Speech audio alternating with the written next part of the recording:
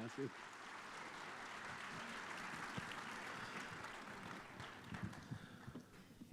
Wow. Mis hermanos, buenas noches. Es un enorme placer estar en Colombia otra vez. En los años que tenemos viajando a Colombia hemos podido conocer una amplia gama de la geografía colombiana. Hemos estado en Bogotá, obviamente en Medellín, en Cali, en Villavicencio, en el Chocó, en Cartagena. Ya se me ha olvidado. Pero lo más hermoso que hemos tenido en estos viajes ha sido precisamente conocer a muchos de ustedes y tener muy buenos amigos en diferentes lugares de Colombia. Así que es un enorme placer estar con ustedes una vez más. Les pido por favor que vayan conmigo al libro de Éxodo. Éxodo capítulo 3.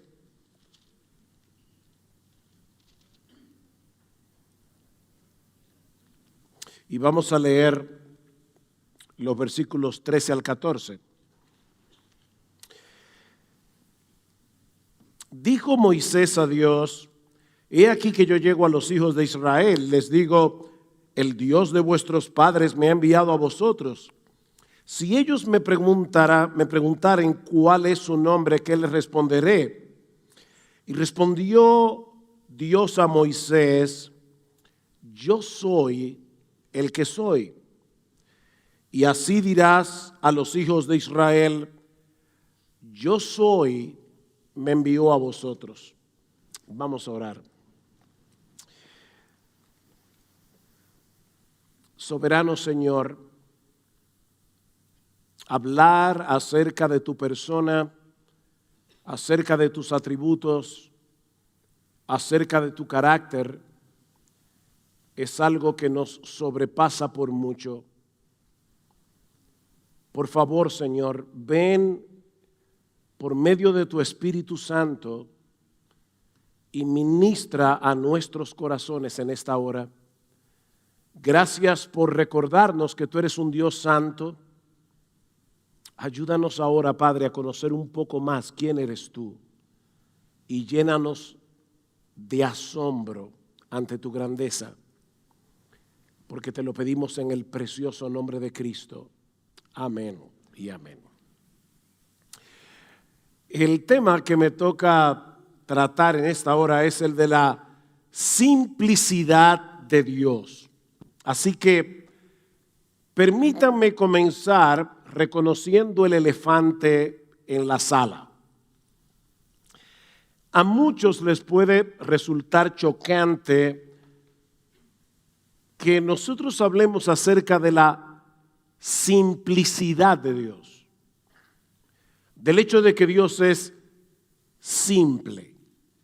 De hecho, eso puede resultar no solamente chocante, sino ofensivo para muchos creyentes, porque presuponen que la palabra simplicidad es sinónimo de simpleza. Y obviamente nuestro Dios es sumamente complejo en cierto modo para nosotros poder entenderlo. De hecho, un teólogo decía, qué complicado es hablar acerca de la simplicidad de Dios. Decir que Dios es simple puede llevar a presuponer a algunos que lo que estamos queriendo decir es que Dios es poco complejo, es fácil de entender, o tal vez que Dios no es muy eficiente, no es un ser poderoso, debido en gran medida a la influencia de la revolución industrial. Nosotros solemos asociar la complejidad con la eficiencia. Mientras más piezas tenga un aparato, más cosas es capaz de hacer. Por ejemplo, este púlpito es muy simple, tiene apenas 4 o 5 piezas. Obviamente, si lo comparamos con mi iPhone, esto es mucho más complicado. Y todos aquí sabemos qué es más eficiente entre mi iPhone y este púlpito. Ahora, si comparamos el cuerpo humano con el iPhone, entonces el cuerpo humano todavía es mucho más complejo, mucho más complicado, mucho más eficiente. Decir entonces que Dios es simple puede parecer que estamos rebajando el ser de Dios. Por eso les decía, hermanos, vamos a comenzar resolviendo este problema, quitando ese fantasma de nuestra mente, porque yo quiero tranquilamente poder exponer la simplicidad de Dios sin que ninguno de ustedes se sienta que estoy ofendiendo a nuestro Dios.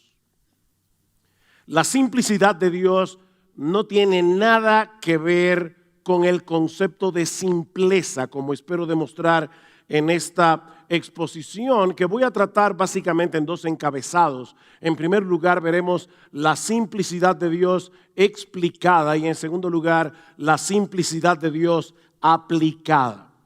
Ahora, antes permítanme hacer una aclaración sumamente necesaria, sumamente importante. Mis hermanos, cuando hablamos del ser de Dios, debemos reconocer que hay una tensión entre lo que Dios ha revelado de sí mismo en su palabra y lo que Él ha decidido dejar en el misterio. Hay muchas cosas que nosotros conocemos de Dios porque Él las reveló en las Escrituras. Hay muchas más cosas que nosotros ignoramos de Dios porque Él está infinitamente por encima de nosotros. Dicen en Jeremías capítulo 9, versículo 23, que el sabio no debe alabarse en su sabiduría, ni el valiente debe alabarse en su valentía, ni el rico debe alabarse en sus riquezas, mas alábese en esto el que se hubiere de alabar, en entenderme y conocerme que yo soy Jehová. No hay un mayor privilegio, mis hermanos, que conocer al Dios que se ha revelado en su palabra y que ahora es nuestro Padre por causa de nuestra unión con Cristo.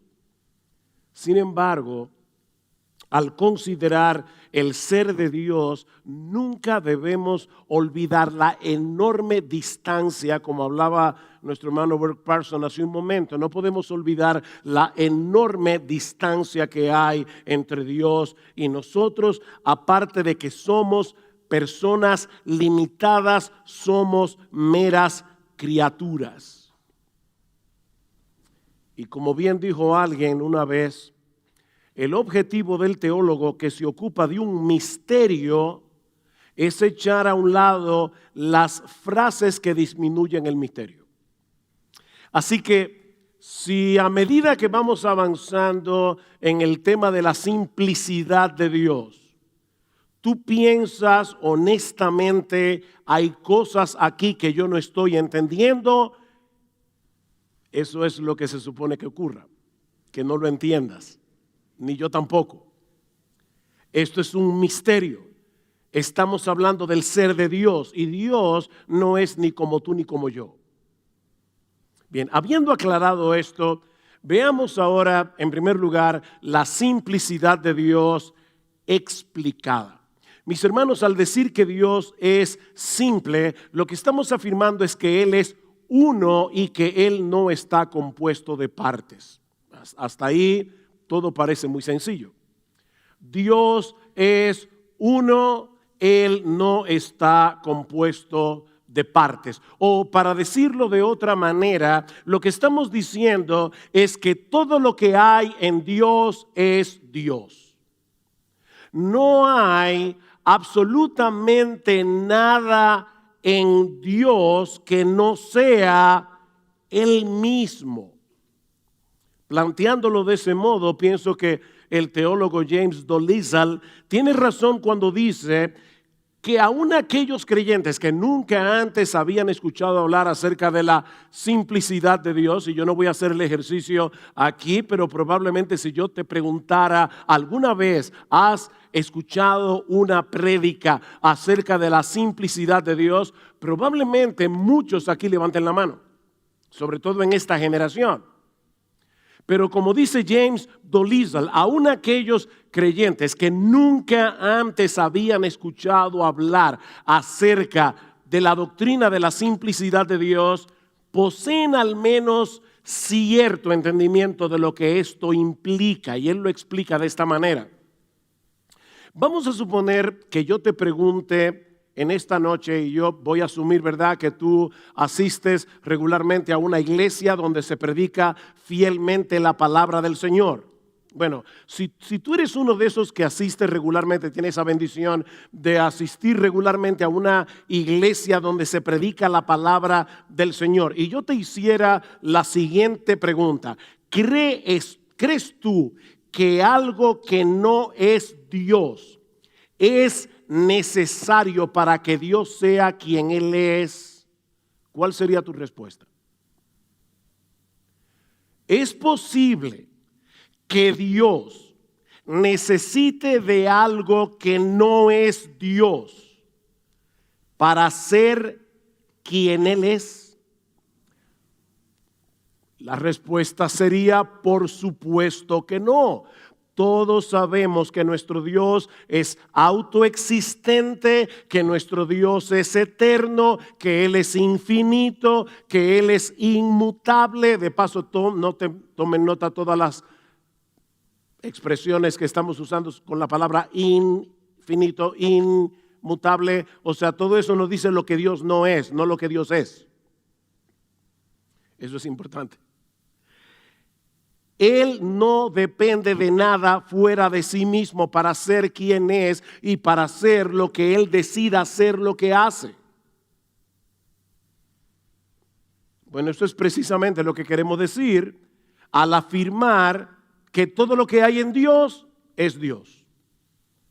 Él no está compuesto de partes. Así que en vez de rebajar el ser de Dios, esta doctrina lo exalta infinitamente por encima de todos los seres creados, porque todos los seres creados son compuestos, somos compuestos. Tú y yo estamos compuestos de cuerpo y alma. Nuestro cuerpo está compuesto de un montón de partes.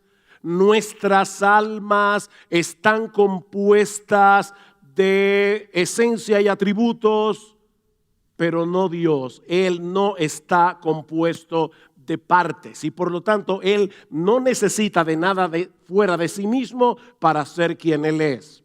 Yo leí recientemente que un Boeing 747, un avión, está compuesto nada más y nada menos que de 7 millones de piezas.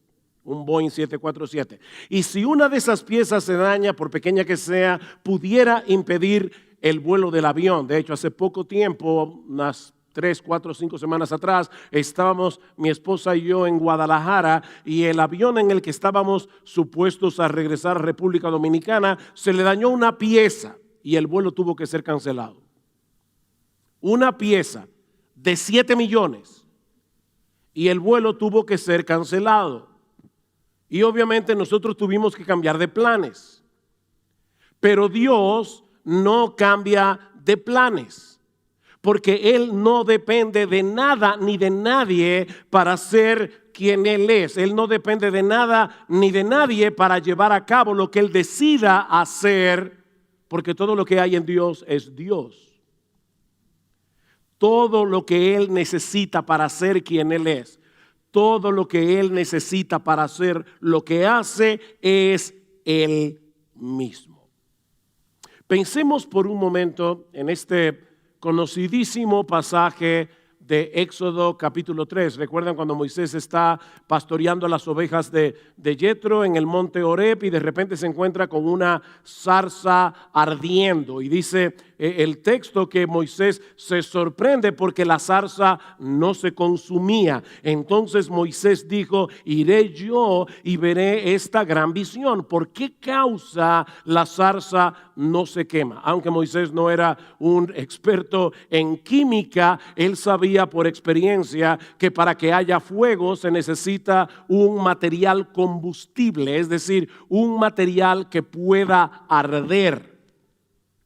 Bueno, lo que le resultaba sorprendente era el hecho de que este fuego, que por cierto representaba a Dios, como vemos en el resto del pasaje, estaba ardiendo en la zarza, pero no dependía de la zarza para arder. por eso no se consumía. O sea, se trataba de un fuego que no estaba compuesto de ninguna otra cosa que no fuera el fuego mismo. Este fuego era solo fuego. Era todo fuego.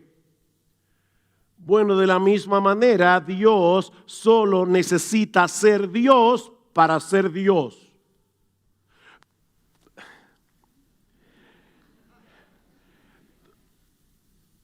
Todo lo que Dios requiere para ser Dios es Dios. Y no olviden, mis hermanos, el contexto en el que ocurrió este fenómeno. Dios estaba a punto de comisionar a Moisés para que fuera a Egipto de vuelta a liberar a su pueblo. Y obviamente Moisés iba a comenzar a poner un montón de excusas. Noten el versículo 11 del capítulo 3. Entonces Moisés respondió a Dios, ¿y quién soy yo para que vaya Faraón y saque de Egipto a los hijos de Israel? Capítulo 4, versículo 1. Entonces Moisés respondió, he aquí que ellos no me creerán, ni oirán mi voz, porque dirán, no te ha aparecido Jehová. Versículo 10. Entonces dijo Moisés a Jehová, ay Señor, yo nunca he sido hombre fácil de palabra. Excusas. Bueno, lo que Moisés necesitaba en ese momento no era elevar su autoestima, porque evidentemente la tenía en el piso. O sea, Moisés no era aquel hombre que dejó Egipto 40 años atrás. Ya Moisés llevaba 40 años en la escuelita de Madián, hablando solo con ovejas y con pastores que no tenían la preparación académica que Moisés tenía. ¿Qué necesitaba Moisés? ¿Elevar su autoestima? No. Él necesitaba saber quién es Dios. Y eso es precisamente lo que Dios le dice en el versículo 13. Cuando me pregunten quién eres tú, ¿qué les responderé? Y Dios le dijo a Moisés, yo soy el que soy. Y dijo, así dirás a los hijos de Israel, yo soy, me envió a vosotros. Decía el famoso filósofo español José Ortega y Gasset, yo soy yo y mis circunstancias. ¿Han oído esa frase? Yo soy yo y mis circunstancias. En otras palabras, mi yo, dice el filósofo español, es solamente un ingrediente, es una parte de mi vida, pero también están las circunstancias que han rodeado mi existencia y que han hecho de mí lo que soy. Bueno, en el caso de Dios, las circunstancias no juegan ningún papel. Él es quien Él es. Y era ese Dios autosuficiente, absolutamente independiente, la fuente de todo ser, la fuente de toda vida, el que estaba enviando a Moisés a libertar a su pueblo. Mis hermanos, Dios no necesitaba a Moisés para hacer su obra de liberación, como no te necesita a ti, ni tampoco me necesita a mí. El cementerio está lleno de gente indispensable, ¿verdad? Él no te necesita, ni a mí tampoco. Pero Moisés sí necesitaba a Dios. De hecho, Dios era todo lo que Moisés necesitaba. Y tú también. Y yo también. ¿Se dan cuenta, mis hermanos, que esta no es una enseñanza meramente académica que deba reservarse únicamente para los teólogos en las aulas de clases? Esta es una verdad esencial acerca del ser de Dios que los creyentes necesitamos conocer para alimentar nuestra confianza y nuestra admiración por Él. Nuestro Dios es quien Él es porque todo lo que hay en Él es Él mismo. Eso es lo que hace Eso es, perdón, lo que la iglesia de Cristo ha creído a lo largo de los siglos. Aunque al final del siglo XIX hasta la fecha, algunos teólogos han negado la simplicidad de Dios o simplemente la han ignorado. Es por eso que en muchas iglesias en el día de hoy nunca se habla acerca de la simplicidad de Dios. Louis Berkhof, el gran teólogo, en su teología sistemática, escribió lo siguiente en 1932. En obras recientes sobre teología, la simplicidad de Dios rara vez se menciona. 1932. Y en el año 2019, Carl Trueman afirmó: a lo largo de los últimos siglos, el concepto vital de la simplicidad divina ha sido marginado, revisado e incluso rechazado. Sin embargo, ha sido y es fundamental para la doctrina cristiana de Dios. ¿Oyeron eso, hermanos? Para nosotros poder entender quién es Dios, es fundamental que entendamos el hecho de que Él no está compuesto de partes, que Dios es simple. El padre de la iglesia, Ireneo de León, escribió en el siglo II en su obra Contra herejías que Dios es un ser simple, no compuesto, sin miembros diversos y completamente semejante e igual ¿a quién? A Él mismo. Unos años más tarde, Gregorio de Niza apelaba a la simplicidad divina para afirmar la deidad del Hijo y del Espíritu Santo. Y lo mismo haría luego Agustín de Hipona para defender la Trinidad de Dios, y Anselmo de Canterbury para argumentar a favor de la autosuficiencia de Dios y de la independencia de Dios. Y si damos un salto a la Reforma del siglo XVI, la Confesión belga, publicada en 1561, inicia con este párrafo en su artículo primero. Escuchen, mis amados hermanos, lo primero que dice la Confesión belga acerca de Dios.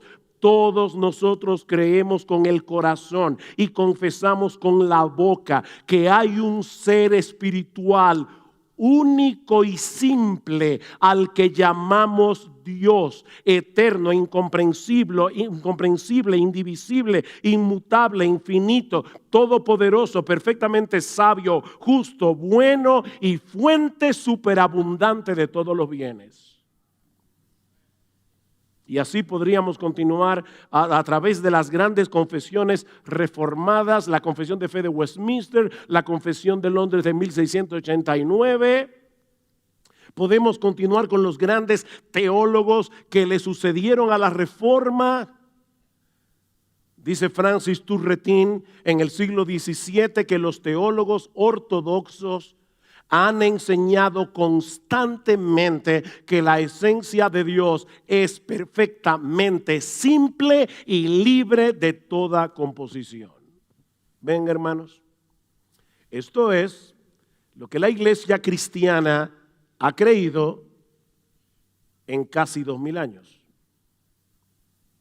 Ahora bien, ¿cómo encaja la simplicidad de Dios con los atributos de Dios? La Biblia dice que Dios es santo, justo, bueno, omnipresente, omnipotente, omnisciente, eterno, inmutable y todo el resto de los atributos que hemos estado estudiando en esta conferencia este fin de semana. Pero eso no quiere decir que cada uno de esos atributos sean una parte de Dios. O sea, como si Dios estuviera compuesto de un 30% de amor, un 40% de santidad, un 20% de justicia. No. Los atributos de Dios no son una parte de su esencia, sino que describen aspectos de su esencia. Permítame hacer una comparación aquí, a ver si me ayuda a darme a entender. Yo estoy seguro que todos aquí hemos conocido personas necias, ¿sí o no? Como también hemos conocido personas sabias. Eso quiere decir, lamentablemente, que la sabiduría no es una parte esencial de nuestra humanidad. O sea, se puede ser humano y ser un necio. Y se puede ser humano y ser un sabio. El ser humano que carece de bondad sigue siendo ser humano. Hitler era humano. Stalin también. Mussolini también. Y muchos políticos en el día de hoy. Son seres humanos. Pero en el caso de Dios, Él no puede perder ninguno de sus atributos porque dejaría de ser quien Él es, porque Él es simple. ¿Ven el punto?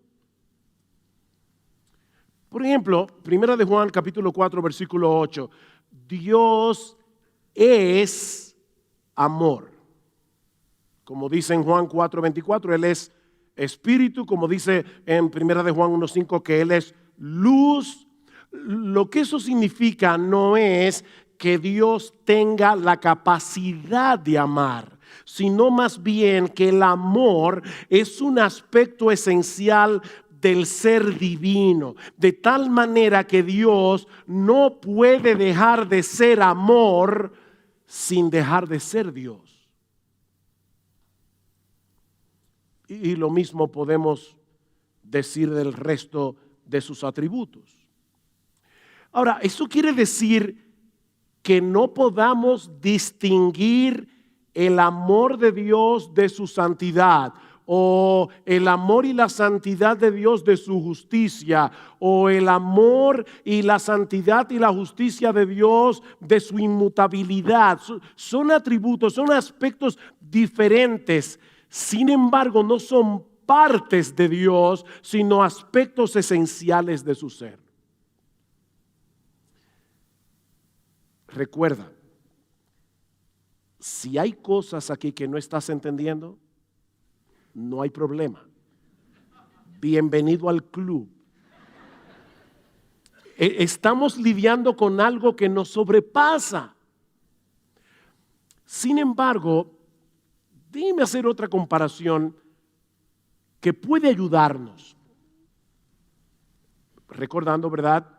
No quiero explicar también el misterio que destruye el misterio. De hecho, tampoco puedo.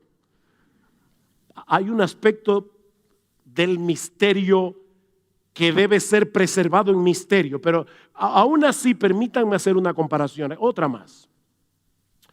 Quizás muchos de ustedes saben que en el año 1666 el británico Isaac Newton descubrió que si un rayo de luz pasaba a través de un prisma de vidrio, se dividía en los 7 colores del arco iris: rojo, naranja, amarillo, verde, azul, índigo y violeta.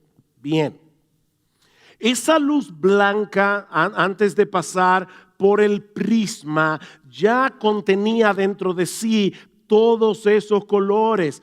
Pero la identidad individual de cada uno de ellos no se hace visible hasta que pasa a través del prisma. O sea, el prisma separa los colores y nos permite apreciarlos. Bueno, de la misma manera, mis amados hermanos, cuando la gloriosa esencia divina pasa a través del prisma de su palabra, llega a nosotros a través del prisma de su revelación, entonces podemos apreciar los diversos colores de esa esencia única de Dios y podemos distinguir su amor, su bondad, su justicia, su santidad, su omnipresencia, su omnisciencia, su omnipotencia, su inmutabilidad, etc. Pero es una sola esencia. la esencia de nuestro glorioso Dios.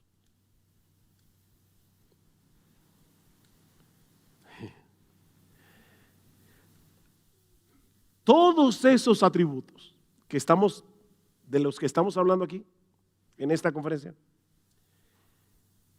están contenidos en lo que Agustín de Hipona llamaba la simple multiplicidad de Dios. Me encanta Agustín. La simple multiplicidad de Dios. Necesitamos que el prisma de la Escritura divida ese potentísimo rayo de luz de la esencia divina, porque de lo contrario, mis amados hermanos, no podríamos entender cómo es Dios. Pero todos esos atributos son aspectos esenciales de su naturaleza. O sea, Dios no puede dejar de ser bueno, Él no puede dejar de ser santo, no puede dejar de ser justo, porque dejaría de ser Dios. Dice el Salmo 90, Señor, tú nos has sido refugio de generación en generación, antes que naciesen los montes y formases la tierra y el mundo. Desde el Olam, desde el siglo y hasta el siglo, tú eres Dios. Tú eres Dios. Él siempre es el mismo. Dios no tiene sucesión de tiempo. Dios no aprende nada. Él lo sabe todo desde siempre. Dios nunca puede ser menos de lo que es, ni tampoco puede ser más de lo que es. Mi esposo y yo en noviembre pasado cumplimos 41 añitos de casados. Si yo le dijera a mi esposa hoy, wow, tú eres hoy mejor de lo que eras cuando yo me casé contigo, sería un piropo. Si yo le digo eso a Dios, sería un insulto. ¿Ven? No es lo mismo. Porque Él no puede ser mejor de lo que es. Él es quien Él es y siempre ha sido quien Él es. Otro aspecto de la simplicidad de Dios que deberíamos considerar en esta hora, que por cierto no sé a qué hora empecé, pero bueno, ¿a qué hora empecé, por cierto? ¿Ah? ¿Cuánto me quedan? ¿Me quedan 10 minutos? No, tú estás jugando.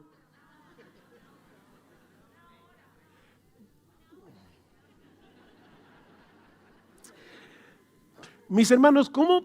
Yo voy a hacer mi mejor esfuerzo. ¿Cómo podemos congeniar la simplicidad de Dios con la Trinidad de Dios? Respuesta. Es precisamente debido a la simplicidad de Dios que Él puede ser trino. La Biblia enseña que la esencia única e indivisible de Dios, simplicidad, subsiste en tres personas distintas: el Padre, el Hijo y el Espíritu Santo. Trinidad. El Padre es Dios, el Hijo es Dios, el Espíritu Santo es Dios, y aún así no hay tres dioses, sino un solo Dios, porque los tres son una sola esencia. Simple e indivisible. Esto es otro misterio que jamás vamos a poder entender con nuestra mente finita, pero es una verdad que Dios ha revelado de sí mismo en su palabra. Ahora, mis hermanos, por favor, eso no significa que Dios esté compuesto de tres partes llamadas Padre, Hijo y Espíritu Santo, como si el Padre fuera un tercio de Dios, el Hijo fuera otro tercio de Dios y el Espíritu Santo fuera otro tercio de Dios. No. Una vez escuché a alguien decir, la Trinidad no es tan complicada, es como el huevo. El huevo tiene cáscara, tiene yema, tiene clara. Sin embargo, la cáscara sola no es el huevo, la yema sola no es el huevo, la clara sola no es el huevo. No. No. Eso equivaldría a decir que cada persona de la Trinidad no es Dios en sí mismo, como si tuviéramos que sumar a las 3 personas de la Trinidad para tener la esencia completa de Dios. Mis hermanos, cuando hablamos de la Trinidad, lo que realmente estamos diciendo es que cada una de las personas, el Padre, el Hijo, el Espíritu Santo, comparte igual y plenamente la esencia única y simple de Dios. Deuteronomio 6:4, oye Israel, Jehová nuestro Dios, Jehová uno es. Irónicamente, este es uno de los textos favoritos de los musulmanes y de todos los que niegan la doctrina de la Trinidad. Pero lo que este texto significa no es que Dios sea una singularidad numérica, sino más bien que como Dios es uno, porque solo hay una esencia divina, Él y solo Él debe ser el objeto de nuestros afectos y de nuestra adoración.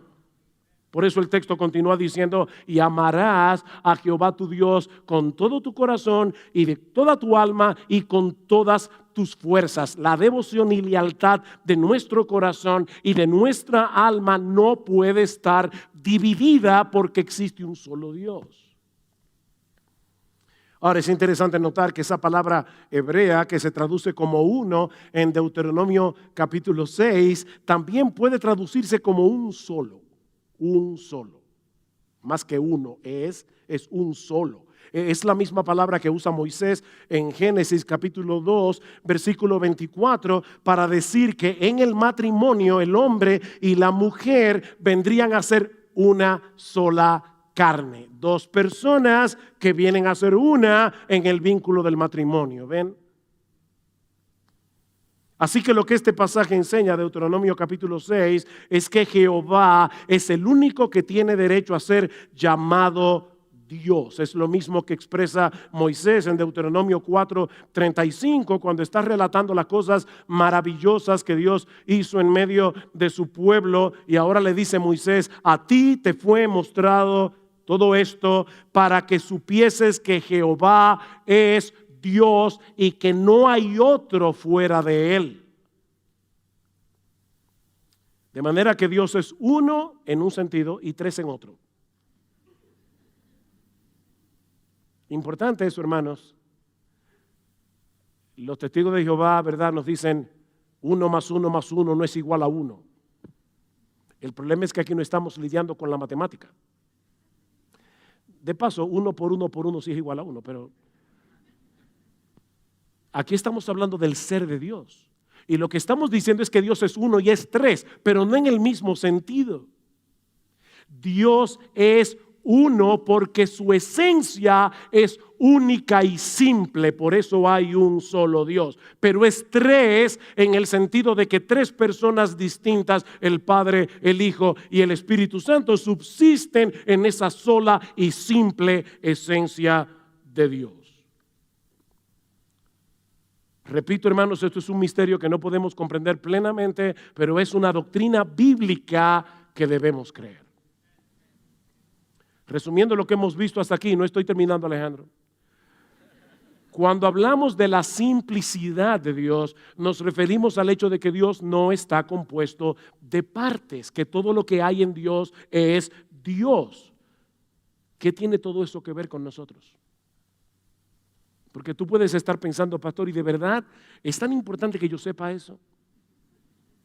Ok, ya vimos la doctrina bíblica explicada, veamos ahora la doctrina bíblica aplicada, y sí es importante porque el Señor dice, gloríate en esto, en entenderme y en conocerme.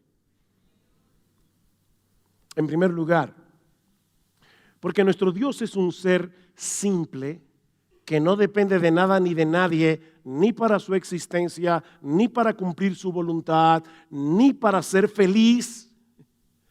Podemos y debemos depender de Él en medio de cualquier necesidad y circunstancia. Mis hermanos, nosotros somos muy débiles, nosotros somos gente muy necesitada. Cualquier cosa puede afectarnos repentinamente en una forma profunda y significativa. Hace unas horas recibí una noticia terrible.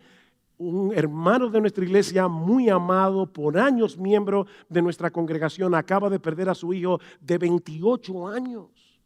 Repentinamente le dio un infarto masivo. Y toda nuestra iglesia está conmovida porque nosotros conocemos a ese muchacho desde el día que nació. ¡Qué terrible! Pero nuestro Dios, que ama a los suyos con amor eterno, no depende de nada ni de nadie para cumplir sus propósitos buenos y sabios en nuestras vidas.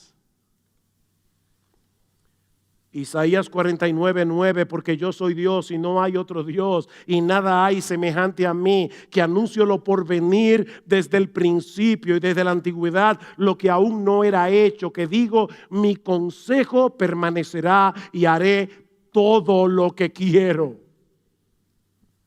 Nosotros podemos y debemos depender de ese Dios, que hace todas las cosas según el designio de su voluntad, como dice Pablo en Efesios capítulo 1, versículo 11. Su voluntad prevalecerá porque Él no necesita nada fuera de sí mismo para hacer lo que Él ha determinado hacer.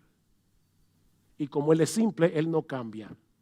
Y como Él no cambia, Él te ama hoy con el mismo amor con que te amaba cuando Cristo estaba muriendo en la cruz del Calvario por ti. Y como Él te amaba en la eternidad, cuando Él decidió amarte con amor eterno.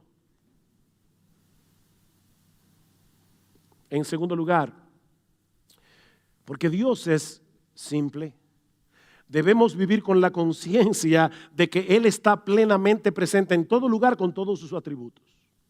Mañana vamos a estar hablando acerca de la omnipresencia de Dios. Pero me adelanto a decir que lo que eso significa no es que Dios es tan y tan y tan y tan grande que Él llena todo el espacio posible. No. Lo que eso quiere decir es que Dios, con todos sus atributos, está en todo lugar al mismo tiempo. Detrás y delante me rodeaste, sobre mí pusiste tu mano, tal conocimiento es demasiado maravilloso para mí, alto es, no lo puedo comprender. ¿Ven? Estamos en el mismo lugar que David. ¿A dónde me iré de tu espíritu? ¿A dónde huiré de tu presencia? Literalmente, ¿a dónde huiré de tu faz? Si subiera a los cielos, allí estás tú, todo tú. Y si en el Seol hiciere mi estrado, he aquí, allí estás tú, todo tú. Si tomare las alas del alba y habitar en el extremo del mar, aún allí me guiará tu mano y me asirá tu diestra. Dios no está difuminado por el espacio. Por aquí hay un poco de su amor y por aquí otro poco de su santidad y por allá otro poco de su justicia. No, todo Dios está en todo lugar al mismo tiempo con todo su ser porque Él es simple.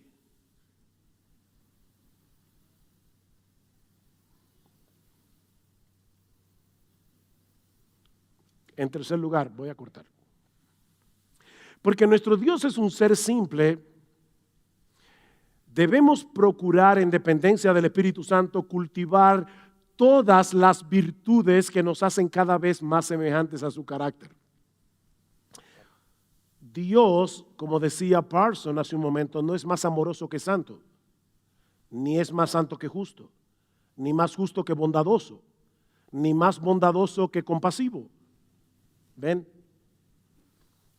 En su simplicidad, Él es todo eso a la vez.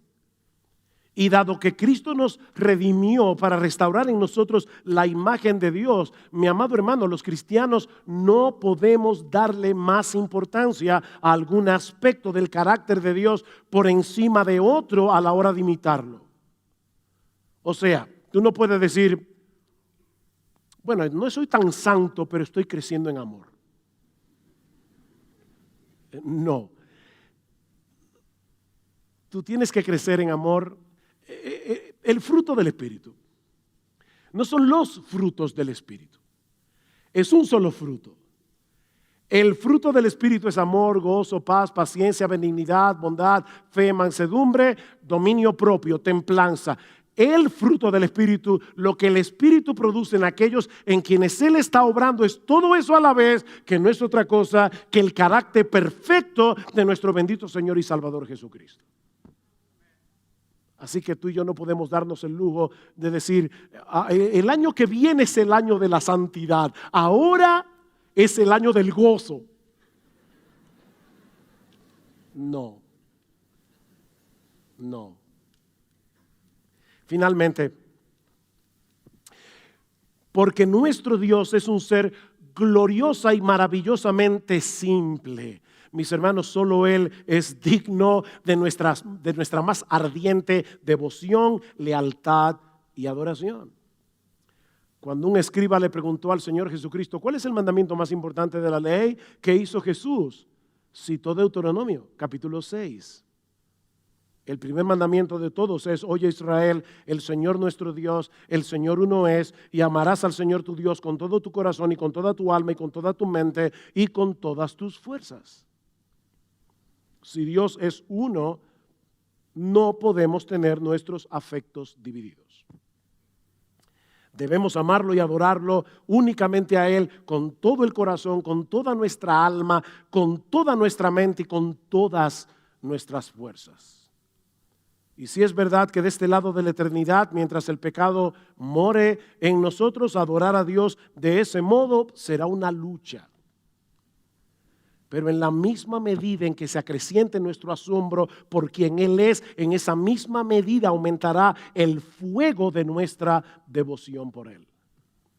Hace unos años tuve que viajar a Canadá por razones ministeriales y unos hermanos muy queridos me llevaron a conocer las cataratas del Niágara. Y obviamente decir que aquello fue impresionante se queda muy corto de lo que fue esa experiencia. Mis hermanos, cuando uno se expone a un espectáculo natural como las cataratas del Niágara, no tenemos que decirnos a nosotros mismos, bueno, ahora yo debo abrir la boca y decir wow. Porque eso sería lo más apropiado, ¿verdad? Cuando uno está considerando un fenómeno que no se ve todos los días. No, mis hermanos, las emociones no funcionan así.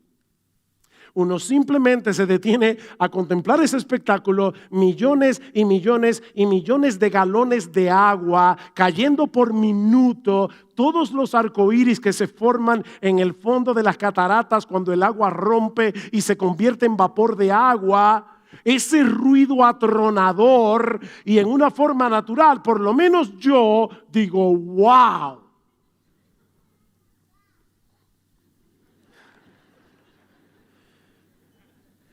Así funcionan nuestras emociones, así funciona la adoración. Dios nos creó con la capacidad de experimentar asombro ante todo aquello que es hermosamente inusual. Y mis hermanos, en todo el universo no existe nada ni nadie que pueda compararse con ese Dios que no es susceptible de división alguna. Alguien ha dicho que la adoración, me encanta esa definición, es el dulce eco de las excelencias de Dios en el corazón de su pueblo. ¿Qué es la adoración? Es el dulce eco de las excelencias de Dios en el corazón de su pueblo. Él es infinito en su ser y perfecciones, lleno de gloria y majestad, de modo que es imposible conocerle y contemplarle sin ser movido a sobrecogernos de asombro y a querer expresar nuestra admiración por Él. O que sea esta la disposición que el Espíritu Santo produzca en nosotros, que aumente nuestra capacidad wowística en esta conferencia. De modo que podamos seguir cantando con todo nuestro corazón y con un entendimiento cada vez más profundo a Dios el Padre Celestial, al Hijo nuestro Redentor y al Eterno Consolador, unidos todos, alabad, amén, cantad al Trino y Uno Dios,